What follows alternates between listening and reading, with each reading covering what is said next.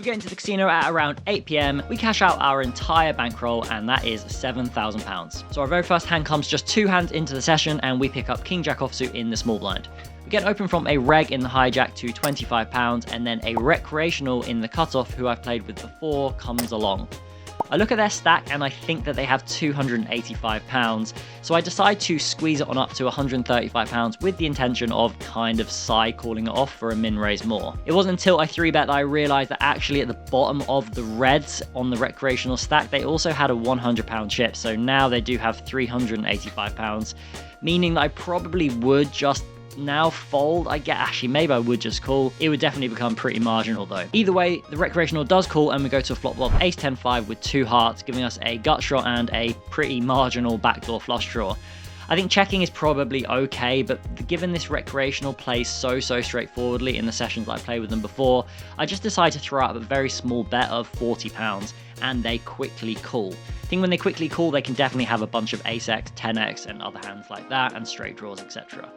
The turn is a 7 of clubs. We only have about half pot back for the recreational. I don't think shoving is a great option here. We don't make them fold an ace. They might fold a 10, but also it's just pretty dicey. So I decide to check and they quickly check back. We see a 6 of diamonds, and when they have snap check back the turn, I do see this just as a green light. So I decide to close my eyes and shove it in for £200, which is about half pot. Fortunately, on this occasion, the recreational does fold and we take it down. Just about 1 orbit later, we pick up ace-8 of clubs in under the gun and we make it £30, and Gazzy B calls in the big blind. The flop comes king 5-3 with 1 club and Gazzy checks it on over to me. I decide to bet £20 into £65 and Gazzy doesn't waste too much time in calling. The turn is a queen of clubs giving me a nut flush draw. Gazzy checks, I fire out for 1.3x pot and he does also call again. The river's now a 10 of hearts. I think we just have a pretty clear give up. We are blocking like plenty of folds when Gazzy has like ace 3 or ace 5 of clubs or something along those lines. So I do just decide to show it down and expecting to lose always. And on this occasion, we do lose to king deuce of spades. You jammed there, I was fucking turbo snapping you. In the very next hand, we pick up king queen suited in the big blind. We get an open from MP, who I perceive to be at this time in the game a reg, but later on, let's just say I wasn't so sure. Either way, I go ahead and 3-bet king queen suited in the big blind and they defend. We see ace 7 deuce, rainbow with no spade. I think it would be very easy just to range bet here, but I really want to kind of like remain with my own strategy, which is that there will be a number of checks on this board. I have no backdoor flush draw. Yes, I do block ace king and ace queen, but I think checking is just going to be a good option here. The other thing to mention, I just think generally speaking, live players and particularly live regs are going to be understabbing a bunch of spots, so I will just get to over-realize / bluff a little bit more on other runouts, so I did decide to check. Sadly on this occasion they do decide to stab and I just end up folding. Over the next orbit I 3-bet pretty much half of the hands in play or something like that before picking up 7-6 of diamonds in the small blind. Gazzy makes it £30 on the button and I make it £100. I've done this every single time, I'm not going to lie to you, it's probably a mix, but you know what, I haven't come to play live poker to not play 7-6 of diamonds. Flop comes king queen 4 with 2 hearts and a spade, and I think I probably have a check most of the time with my hand, but again, we definitely want to play hands versus Gazzy. Regardless of what happens in this hand, it's going to make the vlog, so I am always going to be c-betting. We make it £100 and Gazzy comes along. The turn is a very interesting offsuit 3, and when I say interesting, I mean it's given me a glimmer of hope, which now I do think I probably get to barrel the turn at least some of the time, but caveat again, I bet here every single time. I bet £300 and Gazzy doesn't waste much time in coming along. The river is now an offsuit 3, and you know, we don't have any hearts, we don't have any jacks, we don't have any 10s, which means that we probably do have some fold equity. Obviously, this comes with the major caveat of we probably should never have arrived with our combo. If we had 5-6 or something like that, it probably would make an infinite better bet on the flop, but we have come this far, so I am going to go for it on this occasion. I decide to fire out for my last £1,000, which is full pot, and Gazzy absolutely snaps us off, and this time he wins with king queen suited. Very nice hand, Gaz.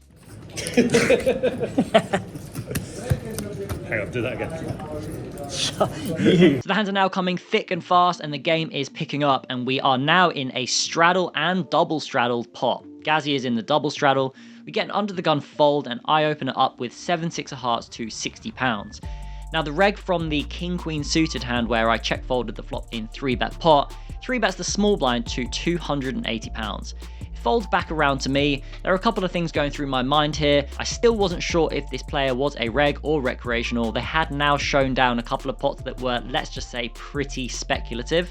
And the other thing is that we are also pretty deep. The third and maybe most important thing is that I am already stuck £2,000, so obviously I'm gonna get in the mix.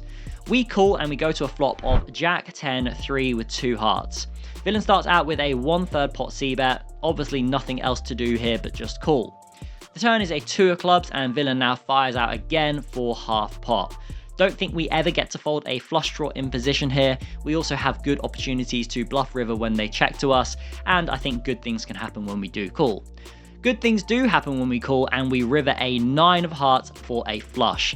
Villain now goes pretty deep into the tank. I'm obviously willing him to shove and also expecting to call and lose at least on some occasions for maximum punishment.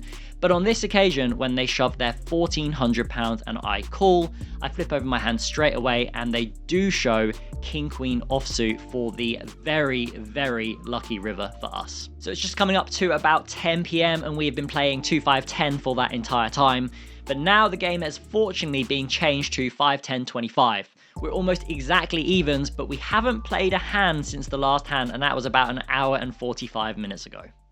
And the next hand doesn't come for another 50 minutes before we pick up pocket tens in the £25 straddle. Now we got an open for £60 from UTG, and this player is Cy Fiasco. For those of you who do not know who Cy Fiasco is, he has a YouTube channel, a very new one, as well as he has been signed up to Run It Once and making content there. Really, really great content on the YouTube stuff that I've seen so far, so definitely go check that out in the comments below. He opens to £60 and I can't really see exactly how big his stack is. I think it's somewhere in the region of £1,500 to £2,000. We now get a 3-bet on the button from a reg who is quite a lot deeper than Cy Fiasco, and it is round to us in the big blind. This is a pretty marginal spot. I decide that I'm going to 4-bet with the intention of probably calling off versus Cy Fiasco and then fold versus the button if they decide to backjam. We make it £490 and Cy Fiasco doesn't waste too much time before jamming it in for a total of £1,450. I tank for a while we're kind of getting a count because I don't know exactly how many big blinds it is. I don't want to make just some huge error by not seeing the bottom chip or something like that like I didn't in the first hand of this video. So I take my time and wait to see how many big blinds it is.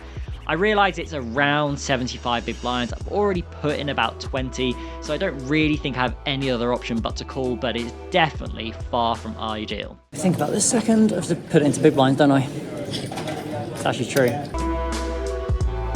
Am I allowed to fold then? Probably not. 14 total? It's 14.55, so.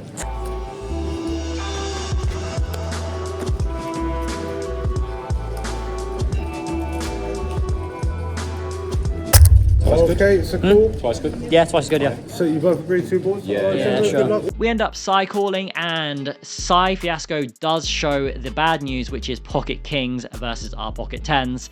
But here I'm going to leave the audio of the hand so you get to see some white magic. 5. 7 down, 6 hours, 5 of clubs. 5 or 9. Oh, 5 of clubs. second board then. Here comes the 10. 10 of clubs.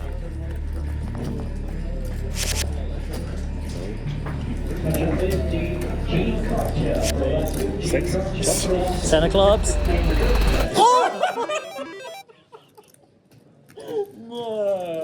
Okay, I forgot to burn.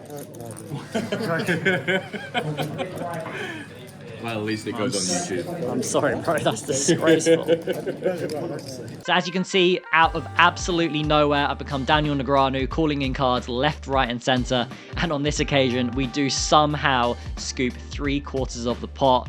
Thank God there is no orange line in live poker. Yeah, you got it, but he's already got it, right? Or is that it there? Okay, sure, yeah, sorry, yeah, fine. Yeah, fine. I'm going to give him the £5. Yeah, sure, yeah, fine. Because he's your friend. Sure. Alright? Feels That's nice. good, right?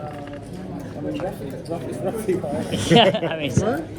it's You can yeah. watch Well, it- mate, I'll honestly, tell you what you no, do. it's roughly 7 on. It's fine. Yeah. What you seven- should do is watch it over again. You've got his number, right? So just call him for the file. Yeah, I'm not. I'm not. Oh, Simon, actually, you're in Are you? Is this your job, by the way? Are you actually a dealer? Is that your job? Next up, we have just had a dealer change, and usually when dealer change happens, that means we're going to play a bomb pot. This time we are 7-handed and we have all invested £25 each. We pick up a pretty displeasing 8-3 offsuit in the cutoff, and we go to a flop of Queen 3-3, which has now improved things a great deal. It checks round to me, and as the cutoff / late position in bomb pots, I'm just going to be stabbing a lot with a lot of hands, and 3 of a kind is no different to that. I decide to fire out for £25. The button, who is Cy Fiasco, also comes along, as well as the low jack decides to check call. We go to a king on the turn and it checks to me. I think in hindsight I would have preferred myself to have bet here for a number of reasons. The first thing is that when people in live poker are playing bomb pots, in my very limited experience, they play a lot too tight. Therefore, they probably have a bunch of queen X's here and then a load of underpairs as well. And we probably never get any bets from queen X, but we do get calls from queen X. The other thing to note is that because I'm in late position, I am going to be stabbing the flop with a bunch of king X's as well as the other people calling hands like ace king, king 10, king jack, etc, etc. So I think that betting probably makes the most sense. Either way, in game I decide to check, and it goes round to Cy Fiasco, who bets £150. Low jack folds. I don't really think I have any other option here but to call. I don't really want to bloat the pot here into a range that I'm very, very unknowing of, but also I don't think my hand is really worth a raise and then a shove. I think we just get owned by better hands and then make them fold worse hands or bluffs always. The river is a 6 of clubs and we check it on over again, and Cy Fiasco fires for a second time for £375. I'm obviously snap calling here. Definitely am not raising because I think for the reasons I mentioned on the turn, we get owned if we shove, and on this occasion we do beat the interestingly played, I've got to say, ace 10 offsuit. Next up, we are in the straddle and we have a pretty displeasing 6 deuce of diamonds. We get an open for £75 versus the same player that I 3-bet and check folded the king queen suited, also the same player that I stacked when I had the 7-6 of hearts. Now let's just say, since those two hands, it has been a good few hours and this player has opened up, to say the least.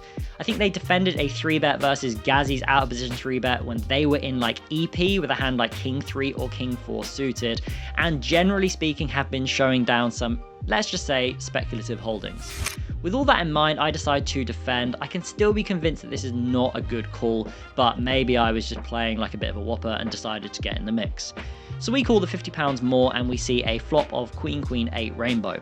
We check and they absolutely turbo snap check. We see an offsuit 5 on the turn. I check for a second time and they turbo check again. Needless to say, at this point I'm thinking that they have a very weak hand. The river is now a 6. So let's just think about their range a little bit. I think it's just extraordinarily likely that at best it is a 5. It's very likely to be deuces, 3s and 4s, although they may have c-bet the flop, and then it's just going to be infinite ace high and some king high as well. I could be convinced that this is just whale FPS play, but I decide after the showdowns that I have seen and seeing how sticky that this player has got, coupled with the fact that I had already stacked them, that they were probably more likely to get stickier than they should, I decide to make a questionable overbet of £225. They go very, very, very deep into the tank, and obviously at this point I am hyper willing a call, but unfortunately on this occasion they do fold. In hindsight, I actually think I would have just been better off either betting really small and getting a crying call from ace high, or inducing a raise and then calling rather than overbetting. Either way, we do win this one and we move on to the next. So one thing I've learned about live logging in my very limited experience is that Gazzy B says you need at least 10 or 11 hands to make a worthwhile vlog. So here I am at nearly now 1 AM in the morning, desperately hoping for 1 or 2 more hands so I can get the hell out of the casino and get to bed. We pick up, finally, ace queen offsuit and we make it £60 and we get 3-bet by a recreational on the button. Now this recreational has a stack of £1,150. However, isn't that 3-bet happy? It's quite passive and likes to call. So I think shoving is probably just not going to perform that well. Even though I do want to go to bed, I also don't want to just torch off £1,200 for the vlog. So I do decide to call, and we go to a very pleasing flop of Queen 10-6 with 2 clubs. We check, and the recreational bets very quickly for £150. Now the difference between pre-flop and flop, on the flop I don't really want to just be raise getting ace queen offsuit in because of the reasons I mentioned of them not really 3-betting that much. However, on the flop, I think on this kind of like quite high texture, they're going to have pretty much very few bet folds. They may have a hand like pocket 8s, which is going to bet fold, but generally speaking on these kind of higher boards, we just want to rush money in versus those fairly active recreationals.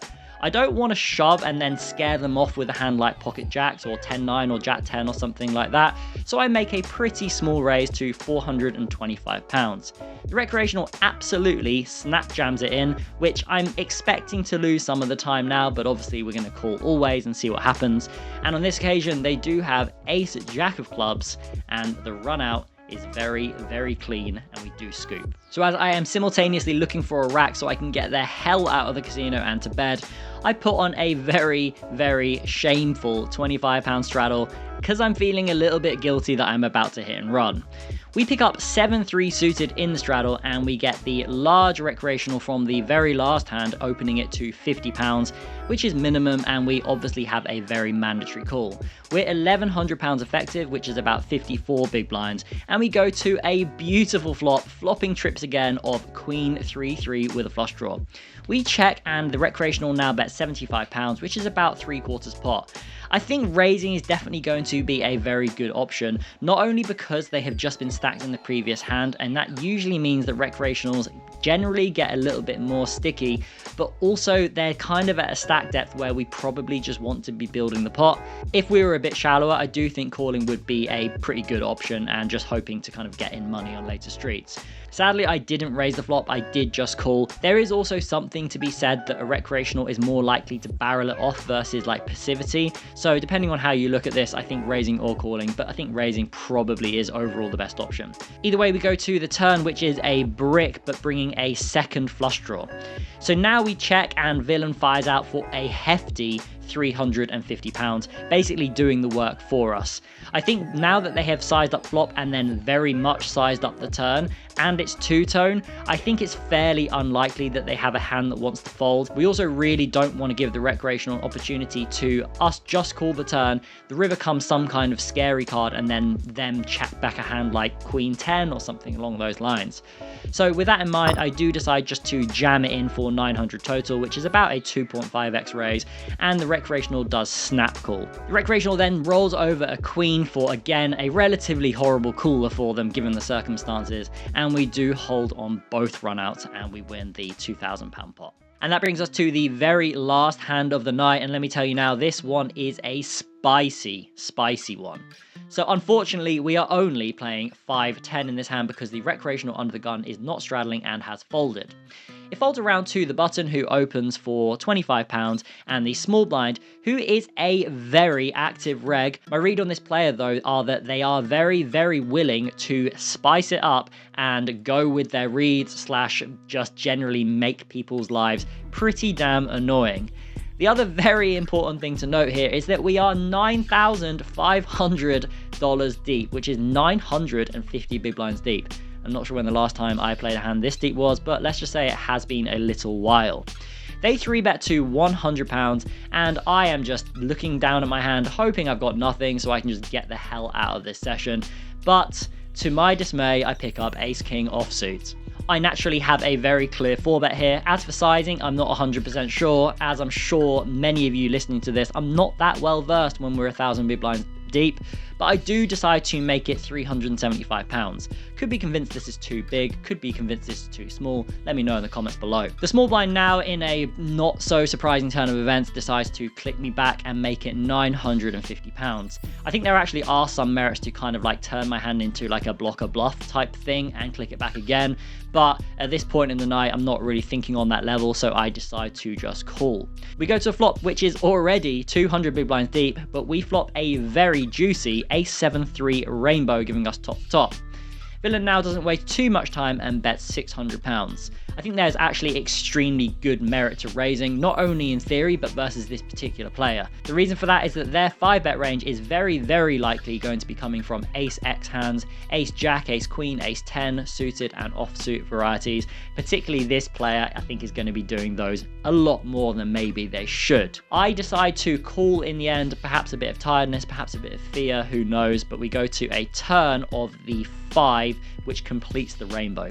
Villain now bets £850, which is just under 1/3 pot. I actually think here is another really, really good opportunity to raise. We also do block ace-5, which is very, very important because that is also going to be a portion of out of position's value range. The only thing to note is I think if they did have ace-5, I'm assuming they're probably going to size up. I don't really see live players, and maybe I'm being insulting when I say this, to be kind of like balancing their turn sizes in 950 big blind turn spots, but maybe I'm wrong about that and someone can let me know about that. We do end up calling. We go to a river, which is now 500 big blinds, and it is an offsuit 6, putting any 4 as a straight, and obviously there are a few 2 pairs as well. Villain now tanks for a long old while and checks to us. So my question is, what do we want to do here? Do we want to check and just kind of win always? Do we want to bet and probably win most of the time, or maybe get called by ace king? So I go deep into the tank here and I am really considering my options. So there are a couple of things going through my mind. I think that it's very conceivable that pre-flop and on the flop and on the turn, out of position could have had a hand like ace queen, ace jack, ace 10, and now a check in the river. Do any of those hands call versus a river bet? I think that there are some conceivable reasons for villains call. Even a hand like ace queen, I think that could happen. The second thing to note is that I am a little bit wary of this player potentially having 2 pair or a straight. The reason I discounted all of those combos, at least to a large degree, was I do think that most of them bet the river when they arrive, particularly the straight. So I'm assuming that the 4x just doesn't exist in the range. However, if they have ace 5, ace 6 or ace 7, albeit those hands are very, very unlikely apart from ace 5, I just think that villain is just going to choose to block the river again. The simple reason for that is that I just don't have any 4x. I can't call 4-bet the big blind with 5-4 suited. Admittedly, I could do it with ace 4 suited, and I probably would arrive like this, but it is just really, really unlikely that I'm going to have that hand in their eyes. So therefore, I do believe that when they have me beat, they are just going to bet the river. The last and final, and I think very, very important point about this hand is that I was thinking whether or not villain would call ace king on the river, which obviously would be a chop. In my mind, I don't expect him to assume that I'm going to bet ace king on the river, therefore his ace king becomes a pure bluff catcher. Not only that, but on this particular texture, it is literally impossible for me to have a bluff. The turn is rainbow, so there are no flush draws that I could have called the turn with, and when the river comes a 4 straight, I physically can only have ace 4 or one of the 2 pairs. Therefore, when he does have ace king, which by the way, there are ace king offsuit combos as well, which I think he plays like this always, I think that these are just going to become horrible, horrible bluff catchers, and we can definitely get him to fold a chop. That was my thinking in game. Let me know if you think that's complete whale logic, but in game I decide to fire out for a pretty chunky £3,800, which is, yeah, 380 big blinds, which is completely stupid to be honest with you. Villain now goes deep into the tank. I think it was somewhere in the region of like 4 to 6 minutes tank, and he does end up folding and letting us know he has ace queen offsuit. Let me know what you think about this hand. It is a very, very interesting one. After this hand, I was just pretty much done. I think I played 2 more hands before heading off to the cage, feeling like a complete zombie. And we did book a very pleasing £6,760 for the night. Some really interesting hands in there today. I got lucky in a few hands. I had a couple of speculative ones, particularly the last one. And obviously we did bad beat horribly with the pocket 10s versus the pocket kings. Either way, that pretty much concludes my London trip and my live poker escapades, at least for the time being. But if you did enjoy this type of content, definitely do let me know, because I would love to continue making this stuff when I'm back in Australia. Who knows, maybe at the WPT Gold Coast in September or October time. But until next time, take care, and I will see you guys at the tables.